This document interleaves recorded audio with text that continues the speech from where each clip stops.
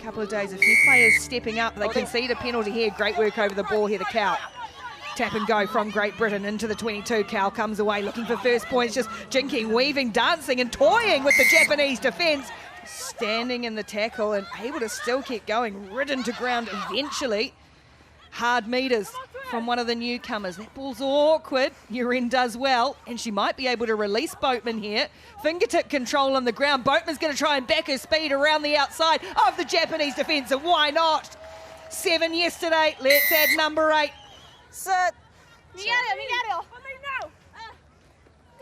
Uren brings it away for Cal, sitting in at first receiver. Going to find Bonner on the flat, hard run with a big fin, and then she's got the speed to get away. A real rising talent in the game is Renika Bonner. She gets Great Britain's third of the half. What a half it's been. Taki again. On now to Tegan Levi, who really earned her nickname of Pitbull yesterday. Some of her shots absolutely thunderous. Someone else writing headlines has it now. Faith Nathan with all the tricks coming out of the box and eventually unleashing Maddie Levi against the reigning champions who go quickly. Tegan Levi up and onto herself. Parky there. This is going to have to be a pinpoint pass. So much ground for the Canadians to cover. Kazlek this time keeps it, finds Levi on the switch. There's the gap, there's the hurdle, and here is the score.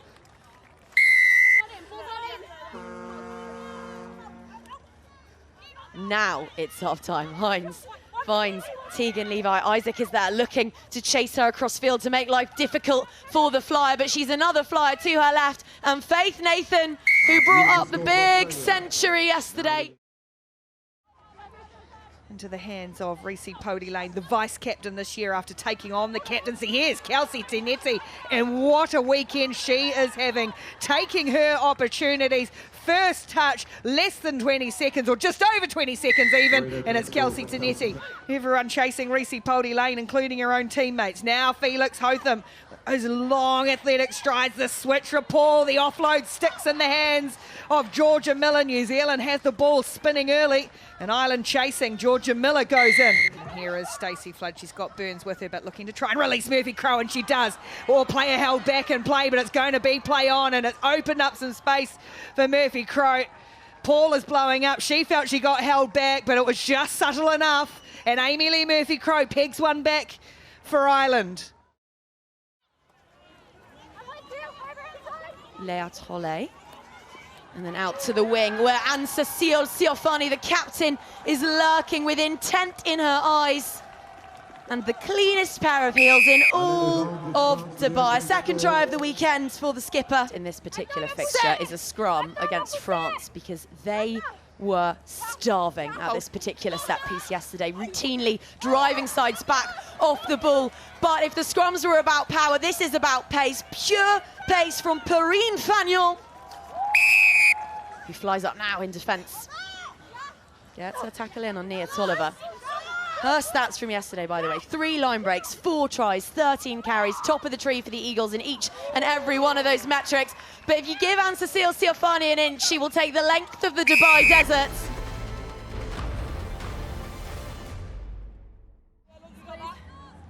Set. Real Kazlek territory here. Kazlek and Levi. Here's Faith Nathan operating in the middle. Oh, lovely little shimmy, shimmy, shake. And then under the posts goes Faith Nathan. Some of the other teams let Australia and New Zealand dictate so much. Try and change their game. I think players like this do what they want, but Tegan Levi looks like she is going to do exactly what she wants, and she's going to go herself, skip out of a tackle, big grin on the face, and gets a try on the board. Kazlek again, we're seeing Australia really employ the kicking game, and why not? Because look at this 100-metre sprint race. Oh, Angelica staying with her, couldn't quite, just got bummed off on the shoulder-to-shoulder chase. Match Maddie Levi for gas, but Maddie Levi, those long strides.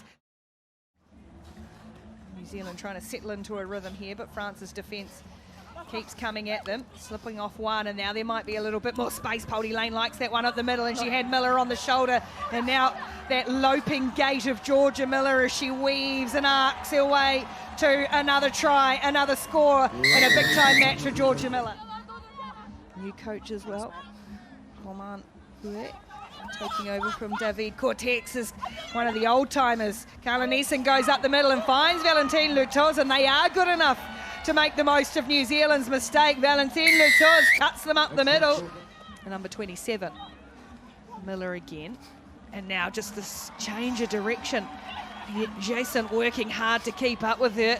Swats her away. Miller looks around, finds the options. There's Poldy Lane, and there's Setefano. Ball knocked down, backed on, play on. Rosie Poldy Lane is going to score for New Zealand.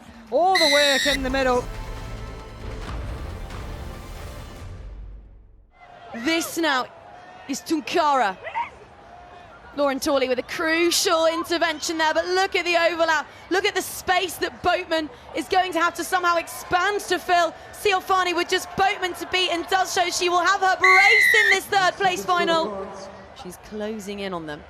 It doesn't take many steps to close in when you're as tall and elegant as Anne-Cécile Siofani. Smaller but just as speedy is Grace Crompton.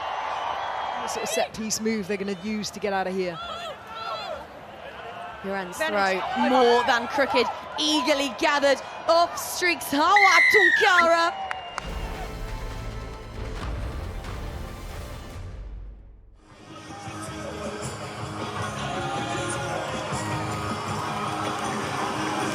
Well, the more things change, the more they stay the same. For all the talk of new names, new faces, renewal and rejuvenation, the first final of a new season brings us to a familiar point. For the 26th time in HSBC Sevens World Series finals, these two teams will go again. Australia versus New Zealand. From Tegan to stay in field and offload the ball. Now Pucky, they've got an overlap here. If they can dish it off to Nathan, it's a wonderful ball between the cousins. And now Faith Nathan slices between the New Zealand defenders to open the scoring with a magnificent strike. Faith Nathan. And now Pucky working in the middle, taking those big meters, those hard yards for Australia again. New Zealand having to make tackle after tackle. Miller and Tegan Levi, and it's Tegan Levi who gets away from Georgia Miller, wins the one-on-one battle and gets Australia's second try. Here it is for Miller, and there's a big hole opening up. Miller trying to push her way away. Kaslik chasing hard and slipping off the tackle, and allows Georgia Miller. She had to get the bit between the teeth to Georgia Miller. She was beaten at one end and scores at the other. Building up to our Men's Cup final as well, as Australia first will head up the stairs to receive their prize. Tegan Levi, Tia Hines, Heidi Dennis, new player Piper Simons, Faith Nathan, Charlotte Kaslik, Ballanassa, of course the captain, Demi Hayes, Madison Levi, Carly Henwood, Ruby Nicholas, Kiala Dahon debut, Soraya Pucky as well. The 13th in this Australian squad this weekend. And for the first time, some of these players getting that feeling, the best kind of feeling in sport. Alan Gilpin, Chief Executive Officer of World Rugby.